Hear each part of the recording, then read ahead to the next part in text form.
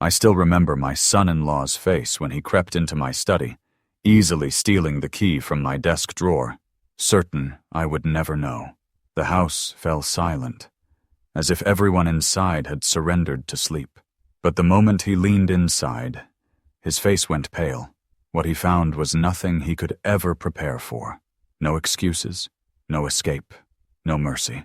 That night was the beginning of his downfall. If this story resonates with you, please hit the like button and consider subscribing. My name is Xavier, and at 65 I thought I'd seen enough of life to spot trouble coming from a mile away.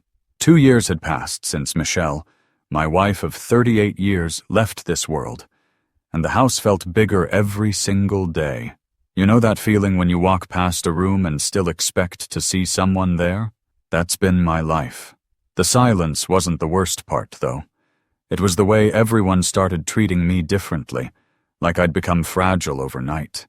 Like losing Michelle meant I'd lost my mind too. Maybe that's why I didn't see what Marcus was planning until it was almost too late.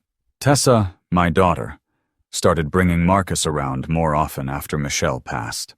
At first, I appreciated the company.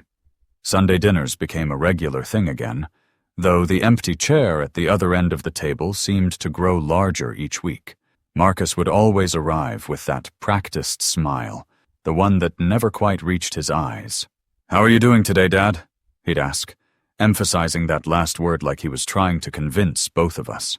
I should have noticed how his eyes would drift around the room, taking inventory of the paintings, the antiques, the little treasures Michelle and I had collected over 40 years of marriage. The first real sign came 3 months ago during one of those Sunday dinners. Marcus had positioned himself in my chair at the head of the table, the one I'd sat in for decades. When I walked into the dining room, he didn't move, just looked up and said, "Oh, I thought you might be more comfortable in the side chair. Easier to get up from." Tessa said nothing, just busied herself with the salad. That moment, that's when something shifted in my gut. You ever have that feeling where you know something's wrong but you can't quite name it? That was it. A man doesn't give up his seat at his own table unless he's already given up something bigger. The question started innocently enough. "Dad, are you still managing all those investments yourself?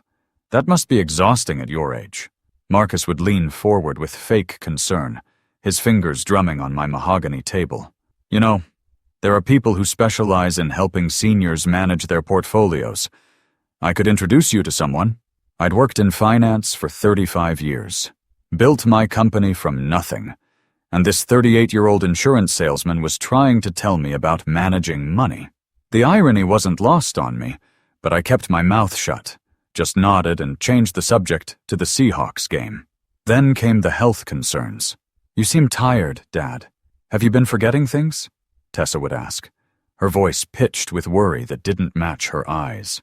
I'd find them whispering in the kitchen, stopping abruptly when I walked in. Once, I caught Marcus on my computer in the study. He jumped up quickly, saying he was just checking the weather. The browser history later showed searches for "Power of Attorney Washington State" and signs of dementia in elderly parents. That night, I installed a hidden camera in my study, the kind you can monitor from your phone. Michelle would have laughed at me becoming so paranoid. But then again, Michelle always saw the best in people. The camera revealed more than I bargained for. Marcus had been coming into my study during our dinners, while I was cooking or in the bathroom. He'd photograph documents, rifle through my filing cabinet, even tried to guess the combination on my safe. One evening, I pretended to take my usual after-dinner nap in the living room, but watched through the camera app as he made an impression of my desk key in a bar of soap. The methodical way he worked, careful to put everything back exactly as it was, this wasn't his first time doing something like this. My hands shook as I watched, not from fear, but from rage. How dare he violate my home, my trust, while eating at my table? The worst part was seeing Tessa's involvement. Through the camera, I heard her on the phone with Marcus one afternoon when she thought I was at my doctor's appointment. 3 more months, honey. The lawyer says if we can establish a pattern of confusion, we can file for guardianship. Then everything will be under our control. My own daughter, the little girl I'd taught to ride a bike, who I'd walked down the aisle just 15 years ago, was plotting to declare me incompetent. The tool shed out back still had the little handprints she'd made in the concrete when she was 5. Now those same hands were reaching for everything I'd built. I started paying closer attention to the small things. My reading glasses would be moved from where I'd left them. Important papers would be shuffled in my desk. They were trying to make me doubt myself, question my own memory. Gaslighting, I think they call it now. But I'd learned long ago to trust my instincts. And my instincts were screaming that something big was coming. I just didn't know how soon. Last week, I made a deliberate mistake. During dinner, I mentioned offhandedly that I'd moved some cash from the bank to my home safe. About $2 million in bearer bonds and cash. The banks aren't safe anymore, I said, playing up the paranoid elder routine. At least here, I can keep an eye on it. Marcus's eyes lit up like Christmas morning, though he tried to hide it behind a concerned frown. That's a lot of money to keep at home, Dad. What if someone breaks in? The irony of his concern would have been funny if it wasn't so pathetic. That night, I found something that confirmed everything. My spare key to the study, the one I kept hidden in the kitchen drawer behind the old recipe cards, had fresh scratches on it. Someone had made a copy. The scratched key changed everything. I sat in my kitchen that night, turning it over in my hands, feeling the rough edges where someone had pressed it into clay or soap to make an impression. They weren't planning to wait much longer. The smart thing would have been to change the locks immediately, but I needed to know exactly what Marcus and Tessa were planning. Sometimes, you have to let the snake get close enough to see its fangs before you can properly defang it. Was I being foolish? Maybe, but I'd rather be a dangerous fool than a helpless victim. I started my investigation carefully, like I used to research companies before acquiring them. First, I checked Marcus's background more thoroughly than I had when he'd started dating Tessa. What I found made my stomach turn. 2 previous marriages, both ending in divorce after suspicious financial circumstances. The first wife had inherited money from her grandmother, gone within 2 years. The second had owned a small business that mysteriously went bankrupt after Marcus became involved in managing it. Both women had restraining orders against him after the divorces. How had I missed this? How had Tessa, or worse, had she known all along? The hidden camera in my study became my window into their true intentions. I watched Marcus perfect his routine over the next few days. He'd wait exactly 15 minutes after I went upstairs, then slip into the study. He knew my habits, knew I took sleeping pills at 9:30, knew I'd be out cold by 10. That night, I followed the same routine as always, placed the little white pill on my tongue, swallowed it with a glass of water, then turned off the light. The house settled into silence. From downstairs, not a sound stirred. To anyone watching, it seemed I was out cold. The fatigue I showed them was an act, though the exhaustion from maintaining the charade was real enough. Through the camera, I caught something I wasn't meant to see. Tessa stood in the doorway while Marcus made the call, her hand over her mouth, tears in her eyes. "Do we really have to do this?" she whispered when he hung up. Marcus grabbed her shoulders. "Your father's sitting on millions while we can barely afford private school. My father died in a welfare hospital because we were too poor for proper care. I won't let that happen to our kids." Tessa nodded, but her hands were shaking. Then I heard the phone call that confirmed my worst fears. Marcus thought I was in the shower, but I'd quietly come back downstairs for my reading glasses. He was in the living room, speaking in hushed tones. "Dr. Harold? Yes, I'm calling about my father-in-law, Xavier. We're very concerned about his mental state. He's been hoarding cash, making paranoid statements about banks, forgetting our conversations. My wife and I think it's time for a psychological evaluation." The casual way he lied, the smooth concern in his voice, it was masterful in its deception. Dr. Harold, I learned later, was known for providing convenient diagnoses for families seeking guardianship over elderly relatives. Oh, a regular Dr. Feelgood for would-be inheritance thieves. The evidence kept mounting. I found drafted legal documents on Marcus's laptop when he left it open during dinner one evening. Guardianship papers, already partially filled out, just waiting for a doctor's signature. Financial power of attorney forms with Tessa listed as the primary agent and Marcus as secondary. They'd already been to see estate lawyers. Plural, shopping for one who wouldn't ask too many questions. The thoroughness of their plan was both impressive and heartbreaking. This wasn't a crime of passion or desperation. This was calculated, methodical, cold. My phone rang one afternoon, a number I didn't recognize. It was Emily, my eldest daughter, calling from Denver. "Dad, I got a weird call from Tessa. She was asking if I'd noticed anything off about you. Said Marcus was worried. What's going on?" I wanted to tell her everything right then, but the walls might have ears. "Everything's fine, sweetheart," I lied. "You know how Tessa worries. How about you come visit soon? It's been too long." There was a pause before Emily responded. "Actually, Dad, I think I will. Something doesn't feel right about this." My Emily, always the sharp one, always protective. I'd need her soon, though I couldn't say that over the phone. The manipulation escalated. Tessa started documenting every minor thing I did. I'd catch her taking photos when I couldn't immediately find my car keys. She'd text someone whenever I repeated a story I'd told before, as if people my age don't occasionally repeat themselves. Once I pretended to forget Marcus's name, just called him Tessa's husband during dinner. The look they exchanged was pure triumph. They thought their plan was working, that I was declining right on schedule. The hardest part was seeing that look of victory on my daughter's face. When had my little girl become someone capable of this? I discovered Marcus had been in contact with a real estate agent about my house. My house. The one Michelle and I had designed together, where we'd raised our girls, where every room held 40 years of memories. The agent had already done a walkthrough while I was at my monthly poker game.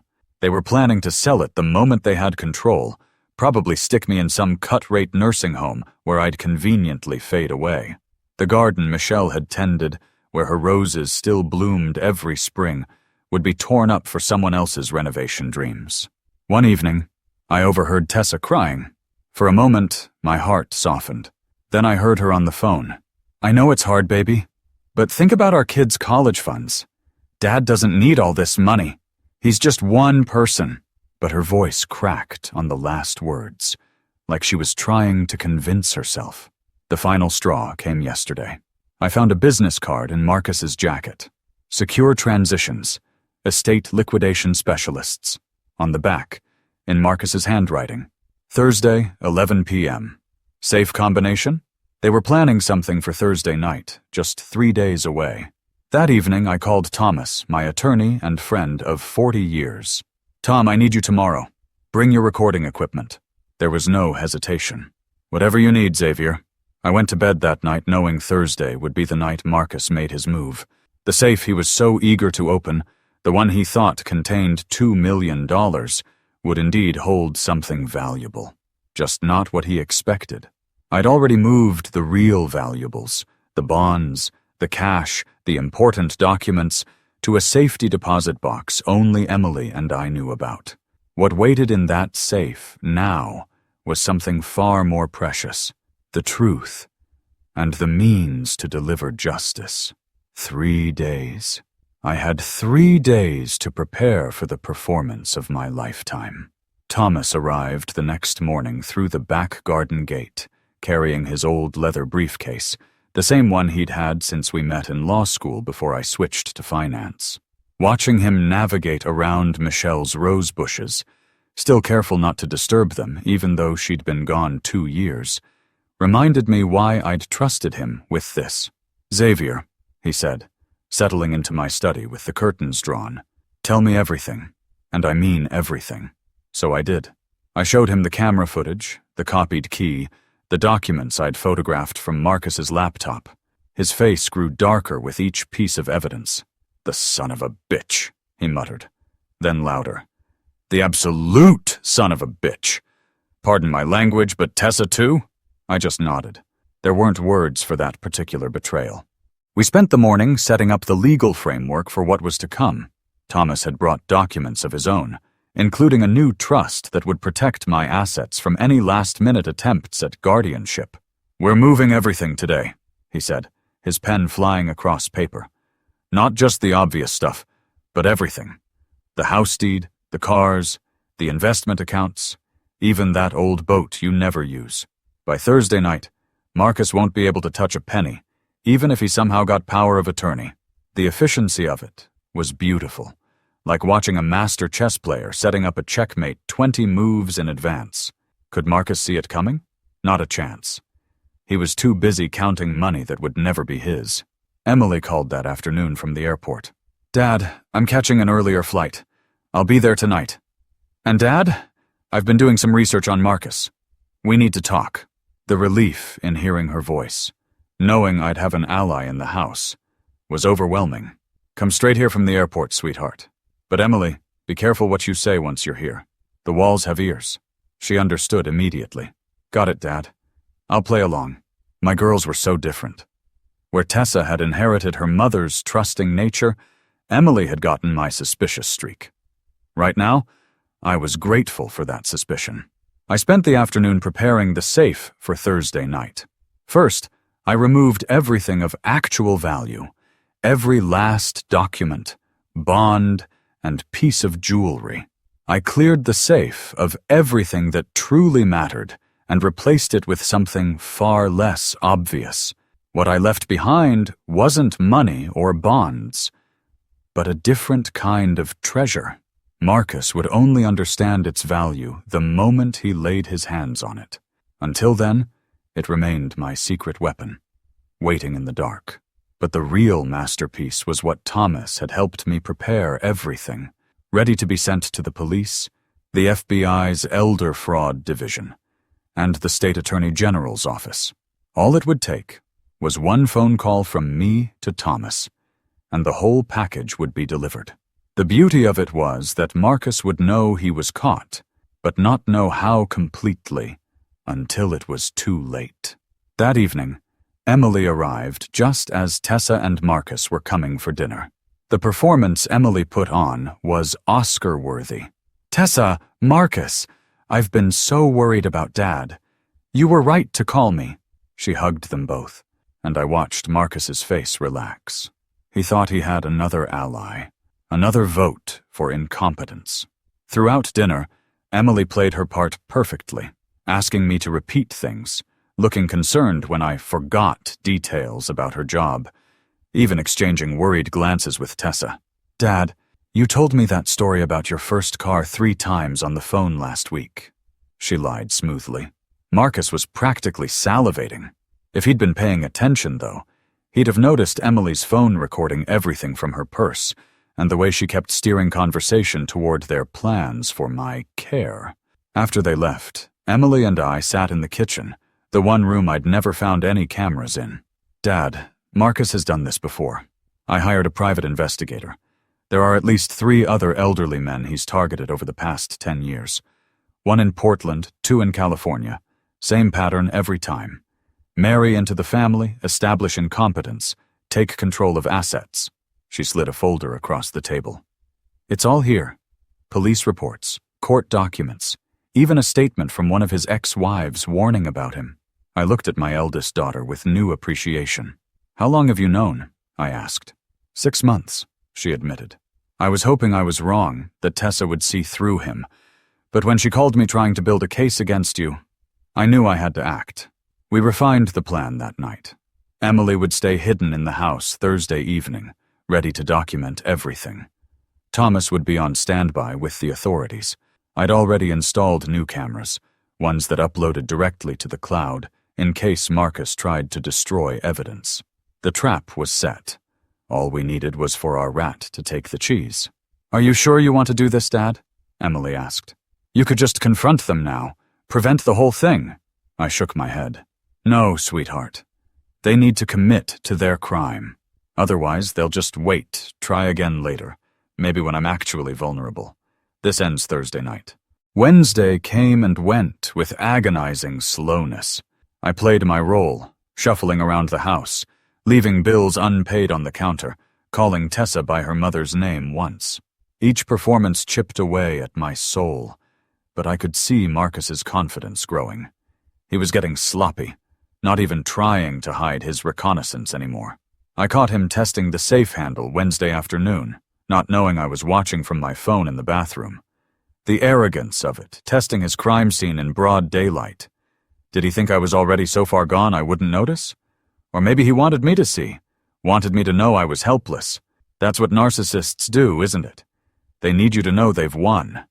Thursday morning, I made a show of going to the bank, talking loudly on the phone in the driveway about withdrawing more cash. The banks are all crooks, I declared to no one in particular, knowing Marcus was listening from inside. I came back with a deliberately visible bank bag, heavy and bulging, and made sure Marcus saw me put it in the safe. Of course, the bag was full of cut newspaper, but he didn't need to know that. The greed in his eyes was almost comical. I'd seen that look before in business. The look of someone who thinks they've already won, counting their money before the deal is signed. It never ends well for them. That afternoon, I called Emily from the garden shed, the one place I was certain had no surveillance. "Everything's ready," I told her. "Thomas has the Seattle Police Department. They'll be here within minutes of my call." She was parked 2 blocks away, ready to slip in through the back door once Marcus made his move. "Dad, are you okay? I mean, really okay? This is your daughter we're talking about." I thought about it. Really thought about it. "The daughter I raised wouldn't do this, Emily. I don't know who Tessa is anymore, but she stopped being my little girl the moment she decided I was just a wallet with dementia." As evening approached, I went through my usual routine. Dinner alone, since Tessa had called to say they were busy. A lie, I'm sure. Pills at 9:30, making sure to be visible from the window as I took them. Slowly up the stairs at 10, pausing twice like I was struggling. Into bed with the lights off by 10:15. Then I waited, phone in hand, watching the camera feed. My heart was pounding so hard I was sure they'd hear it downstairs. At exactly 11 p.m., I heard the front door open with the copied key. Showtime. Through the camera feed on my phone, I watched Marcus enter my house like he owned it already. The casual way he walked through my front door at 11 p.m., using a key he'd stolen and copied, made my blood boil in a way I hadn't felt since my business competitor tried to hostile take over my company 20 years ago. But this was worse. This was personal. This was family. He wasn't alone either. Tessa was with him, serving as lookout by the front window, occasionally glancing up at the stairs to make sure I wasn't coming down. My own daughter, standing guard while her husband robbed me. If Michelle could see this... No, I'm glad she can't. This would have broken her heart completely. Marcus moved through my house with the confidence of someone who'd rehearsed this moment 100 times in his head. He didn't turn on any lights, using his phone's flashlight instead, the beam cutting through the darkness like a knife. I watched him navigate straight to my study, not even pausing to check any other room. He knew exactly what he wanted, and where to find it. From my bedroom, I could hear the study door creak open, the same creak I'd been meaning to oil for 10 years. Some things you never get around to fixing, and then suddenly they become useful in ways you never expected. That creak was my audio confirmation that the visual on my phone was real, not some nightmare I was having. I texted Emily a single word: now. She was already in position in the basement, having snuck in through the storm doors an hour earlier. Her job was simple: document everything and be ready to call Thomas and the police on my signal. I could imagine her down there in the dark, probably sitting on the same wooden stool where she used to watch me work on furniture restoration projects when she was little. Back then, she'd hand me tools and ask a million questions. Tonight she was handing me justice and asking for nothing but the truth to come out. On my phone screen, I watched Marcus pull out the safe key he'd stolen from my desk drawer, the one I'd deliberately left there after moving the real key to my bedroom. His hands were shaking slightly, probably from adrenaline rather than conscience. Tessa had moved into the study doorway now, whispering something I couldn't quite make out on the audio. Hurry up, most likely, or maybe be careful. As if being careful while committing felony burglary somehow made it more acceptable. The moral gymnastics these two had performed to justify this moment must have been Olympic level. Marcus knelt in front of the safe, and I could see him take a deep breath before inserting the key. The click of the lock disengaging was audible even through my phone's tiny speaker. He pulled the door open slowly, dramatically even, like he was opening Tutankhamun's tomb. His phone's flashlight illuminated the interior, and I saw him lean forward, expecting to see stacks of cash and bearer bonds.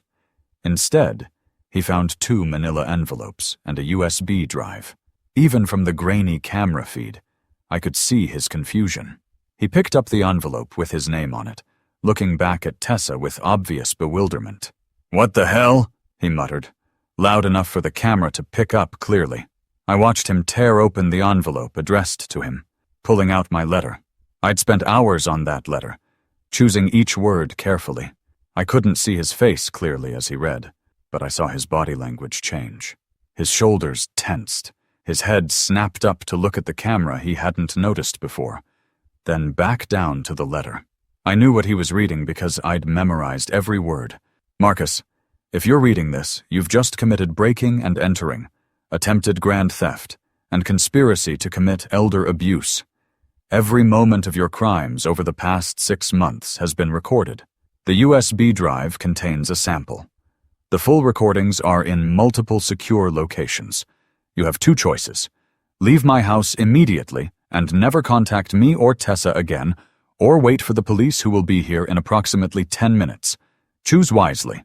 Tessa had moved into the room now, grabbing the letter from Marcus's hands.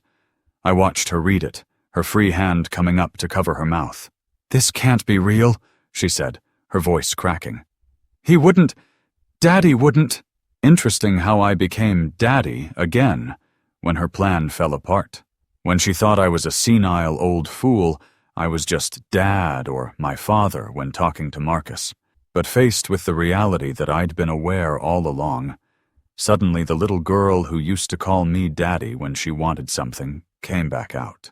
Too little, too late. Marcus was fumbling with the USB drive now, pulling out his laptop from the bag he'd brought. Of course he'd brought a laptop to what he thought would be a simple theft. Probably planned to transfer my accounts right here in my study, the arrogant fool. He plugged in the drive and opened the first video file. I knew which one it would be. I'd labeled it Watch First. It was the recording of him and Tessa discussing their plan to have me declared incompetent, complete with his phone call to Dr. Harold. The laptop's speaker was tinny, but audible. 3 more months, honey. The lawyer says if we can establish a pattern of confusion, we can file for guardianship.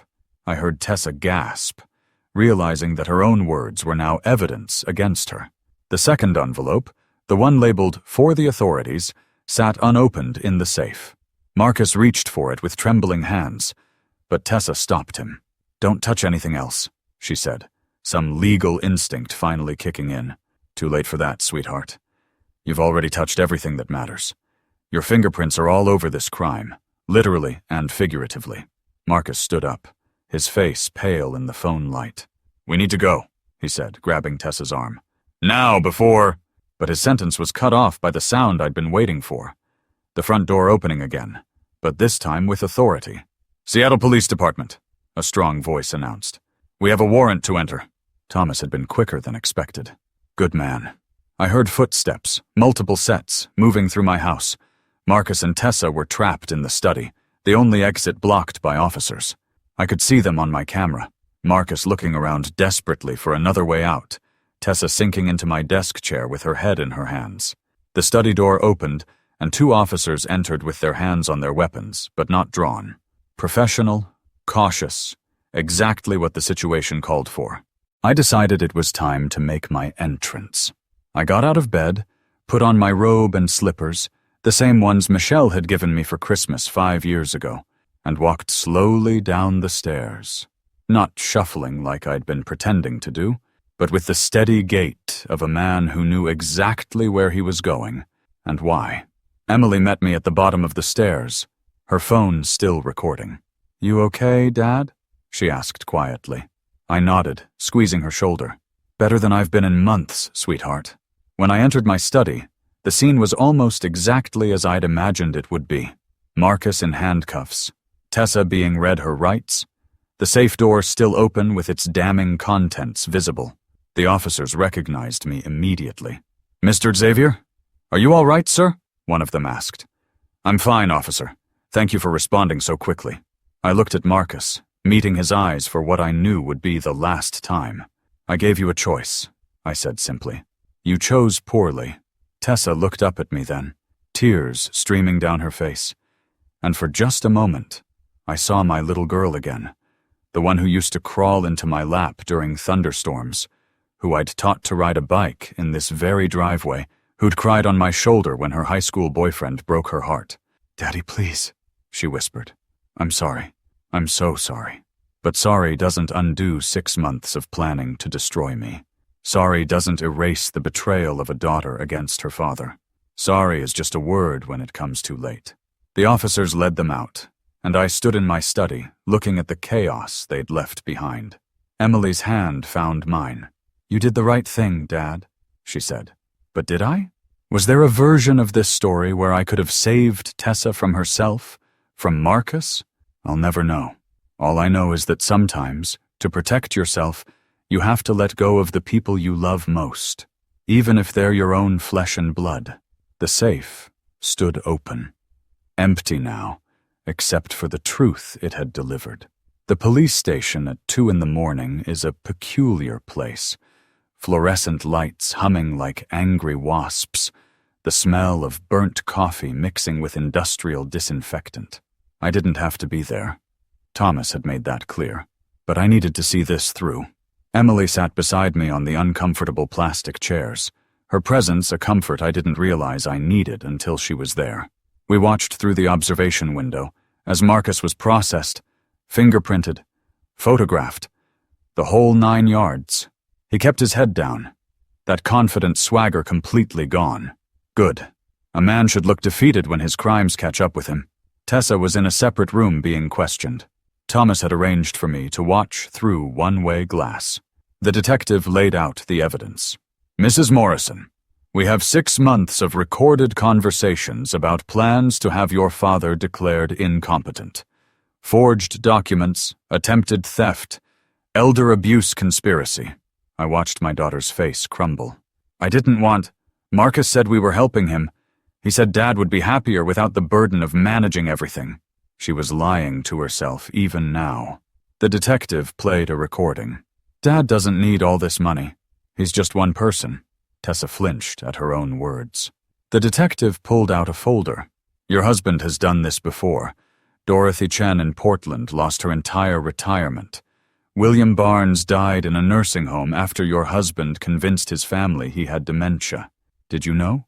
Tessa's face went white. "No. Marcus said he loved me. Said we were building a future for our children." Tessa's face went white. "No," she whispered. "No, Marcus said... He said he loved me. He said we were building a future for our children." "I tried to stop him," Tessa suddenly blurted out. "Last week I told him we should wait. Maybe talk to Dad first. He said if I backed out, he'd divorce me and take the kids. Said no judge would give custody to an unemployed mother with no assets. I was trapped." The detective's expression didn't change. "You still had choices, Mrs. Morrison." The detective's voice softened slightly. "Men like Marcus are very good at what they do, Mrs. Morrison. They find vulnerable families, usually ones dealing with loss or transition. They identify the weakest link, establish trust, then systematically destroy it for profit. You were as much a tool to him as you were a partner." I wanted to feel vindicated hearing that, but all I felt was sad. My daughter, my bright, beautiful daughter, reduced to a tool in a con man's scheme. Emily suddenly stood up beside me. "I need to show you something, Dad." She pulled out her laptop, opening a file she'd been keeping. "I hired a private investigator 3 months ago. Look at this." The screen showed marriage certificates, divorce decrees, court documents. Marcus had been married 4 times, not twice. Each wife progressively older, each with more assets. Look at the pattern, Dad. He started with women his own age, then older, then moved to marrying into families with elderly parents. Tessa was his most ambitious con yet. Access to real wealth through you. The door to the interrogation room opened, and Thomas walked in with another woman I didn't recognize. She was about 50, well-dressed but tired-looking, with the kind of exhaustion that comes from fighting a long battle. Thomas spoke to the detective, then to Tessa. "Mrs. Morrison, this is Patricia Hendricks. She was married to your husband 8 years ago. She'd like to speak with you, if you're willing." Tessa nodded numbly. Patricia sat down across from her, and even through the glass I could feel the weight of what was about to be shared. "He told me he loved me too," Patricia began, her voice steady but tinged with old pain. "Said I was different from anyone he'd ever met. Within 6 months he was managing my father's estate. Within a year my father was in a memory care facility he didn't need to be in, and Marcus had power of attorney. By the time I realized what was happening, we'd lost everything. The house my parents built, my father's pension, my children's college funds, everything." Patricia leaned forward. "Your father is lucky. He's smart. He fought back. My father, he died thinking his mind had betrayed him, when really it was his son-in-law who did the betraying." Tessa was sobbing now. Ugly, wrenching sobs that shook her whole body. "I helped him," she kept saying. "I helped him do this to my own father. Oh God, what have I done?" The detective offered her tissues, water, time to compose herself. But how do you compose yourself when you realize you've been an accomplice to destroying your own family? There's no tissue soft enough to wipe away that kind of guilt. Thomas came out to where Emily and I were watching. "Xavier, the district attorney is willing to make a deal with Tessa. She testifies against Marcus, provides all the evidence she has, and she gets probation with community service. No jail time. But Marcus, he's looking at 15 to 20 years, minimum. This is federal now, crossing state lines with his previous crimes." I thought about it, watching my daughter fall apart in that room. "What do you think I should do, Tom?" I asked. He put his hand on my shoulder. "I think you already know, old friend. The question is, can you live with it?" I asked to speak with Tessa. The detective allowed it, with Thomas present. When I walked into that room, Tessa looked up at me with eyes so full of shame, I almost turned around. Almost. But I sat down across from her, the same table where criminals usually sat across from their victims. How appropriate. "Tessa," I said, keeping my voice steady, "I need to know something. When did you stop seeing me as your father and start seeing me as a bank account?" She flinched like I'd slapped her. "Good. Some truths should hurt." It wasn't like that at first," she stammered. "After Mom died, you seemed so lost. Marcus said we were helping, that managing your affairs would take pressure off you. He made it sound like care, like love. And then it just became about the money. He showed me spreadsheets, talked about our kids' futures, about the life we deserved. He said you'd never spend it all anyway, that it was selfish for one person to have so much. And I believed him. I wanted to believe him. Because believing him meant I could have everything I wanted without working for it. Just like when I was a kid and you'd give me whatever I asked for. That last part hit hard. Had I created this? By spoiling her? By making life too easy? Had I created a daughter who thought she was entitled to take what she wanted? "Your mother would be ashamed," I said quietly. Tessa's face crumpled again. "I know," she whispered. "I'm ashamed. Daddy, I'm so sorry. I know it doesn't mean anything now, but I'm so sorry." I stood up to leave, then turned back. "You'll take the deal. You'll testify against Marcus. You'll do your community service, and then you'll stay away from me. Far away. You're not my daughter anymore. My daughter died the day she decided I was too old to matter." Walking out of that room was one of the hardest things I've ever done. Harder than burying Michelle. Harder than building my business from nothing. Harder than watching my parents fade away. Because at least those losses weren't betrayals. Emily was waiting outside, and she wrapped me in a hug that reminded me I still had one daughter who loved me for me, not for my bank account. "Come on, Dad," she said. "Let's go home." But home didn't feel like home anymore. Every room held memories of Tessa, of the family we used to be. The kitchen where she'd helped Michelle bake cookies, leaving flour handprints on everything. The living room where she'd practiced piano. badly but enthusiastically.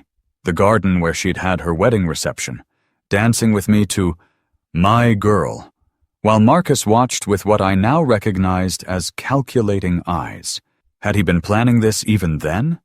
Had he looked at me walking my daughter down the aisle and seen dollar signs instead of a father's love? Walking out was the hardest thing I'd ever done. Emily hugged me, reminding me I still had one daughter who loved me for me. She was trying to do right at the end, Dad, Emily said softly. Too little, too late, I replied, but I kept the folder. Tessa stood at the window, watching us leave, her hand pressed against the glass like the little girl who used to wave goodbye when I left for work. The next morning brought reporters to my street. Elder abuse cases drew attention. My phone rang constantly. Emily handled the door, but I could see it was wearing on her. Dad, maybe we should have handled this privately, she said, exhaustion in her voice. I didn't sign up for this circus. It was the first time she'd questioned our approach. But Marcus wasn't done fighting. His lawyer had called a press conference from jail. I watched on TV as Marcus stood in his orange jumpsuit, looking haggard, but defiant. I'm being framed by a vindictive old man who couldn't accept his daughter's independence. Ask him about his wife's death. Ask him what really happened to Michelle Morrison. Check her medical records. Page 47. The morphine dosage. The rage that filled me was volcanic. How dare he use Michelle's death as a weapon? Emily was already calling Thomas, but her hands were shaking. Dad, what's on page 47? She asked quietly. Your mother's pain management plan, I said. The doses were high because the cancer had spread to her bones. Marcus is trying to imply I overdosed her. Emily nodded, but I saw doubt flicker in her eyes for just a moment. We had Michelle's video, recorded in her final weeks. If anyone questions my passing, show them this, she'd said. We went live to the news stations. Michelle appeared on screen, thin but beautiful. My name is Michelle Morrison. I'm recording this October 15th, 2 years ago. I have stage 4 pancreatic cancer. I'm choosing to stop treatment and enter hospice care. This is my choice, made with full mental capacity and my husband Xavier's support. To anyone who might use my death for their own purposes, shame on you. After the video, Emily broke down. I'm sorry I doubted you, even for a second. It's just, Marcus is so convincing. I can see how Tessa fell for it. It was painful, but honest. Even Emily, my strongest ally, could be swayed by a moment of doubt. That afternoon, Tessa's divorce lawyer contacted Thomas. She was filing for immediate divorce and full custody, citing Marcus's criminal activities. She also sent a message. Tell Dad I've been recording Marcus for weeks. I have him on tape threatening me, threatening the kids if I didn't cooperate. I was scared, but I was also building evidence. It's all here. Emily and I spent the day going through photo albums, remembering Michelle properly. She would have seen through Marcus immediately, Emily said. Then she paused. Actually, no. Mom always wanted to see the best in people. She might have been fooled too, at least at first. It was true. Michelle's kindness had been her strength, and sometimes her weakness. That evening, Marcus's past victims started coming forward. Patricia went on the news. Dorothy Chen's daughter called from Portland. The prosecutor was adding charges. Marcus was done, looking at decades behind bars. But I noticed something in the interviews. All these women described the same pattern. Marcus would find them during vulnerable times. After a death, a divorce, a diagnosis, he was a predator who fed on grief. The damage to my family was permanent. Some neighbors were supportive. Others whispered about a father sending his daughter to face charges. They didn't understand that Tessa had made her choice. But doubt crept in at night.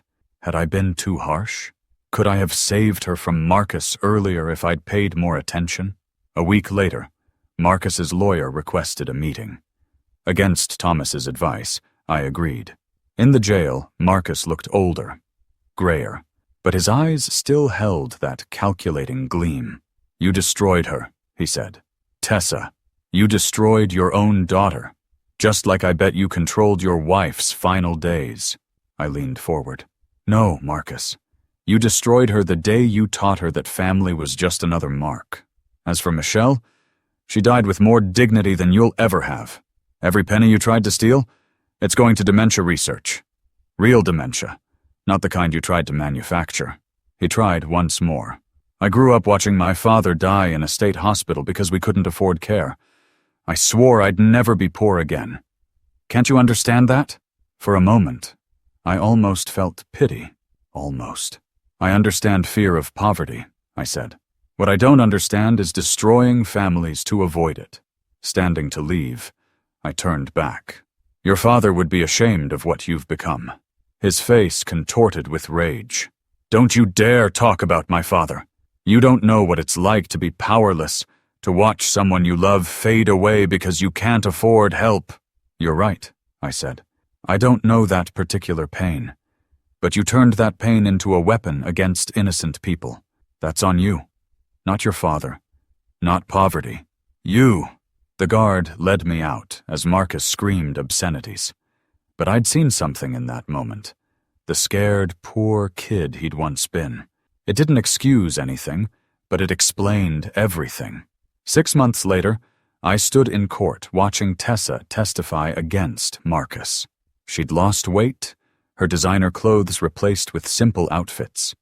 She detailed his manipulation, schemes, lies. When asked about her father, she looked at me. My father is the smartest, kindest man I know. What we tried to do was unforgivable. The trial lasted 2 weeks. Witnesses testified about Marcus's pattern of abuse. Patricia flew in from California. Dorothy Chen's daughter brought evidence. The jury deliberated 3 hours. Guilty on all counts. 22 years in federal prison. Marcus turned to look at me, pure hatred in his eyes. But behind it, fear. He'd grow old in prison. Tessa kept her eyes on the judge, accepting her plea. 5 years probation, 2,000 hours of community service with elder abuse prevention, mandatory counseling. Outside the courthouse, I gave a brief statement. Elder abuse is real, often committed by those we trust most. If you suspect manipulation or abuse, speak up. Emily drove me home, past all the landmarks of a life that felt like it belonged to someone else. You okay, Dad? I will be, I told her. That evening, I found an envelope under my door. Tessa's handwriting. Inside was her house key and a letter. Dad, I'm returning this because I have no right to it. I'm moving to Arizona, starting over with a bookkeeping job. I know you'll never forgive me.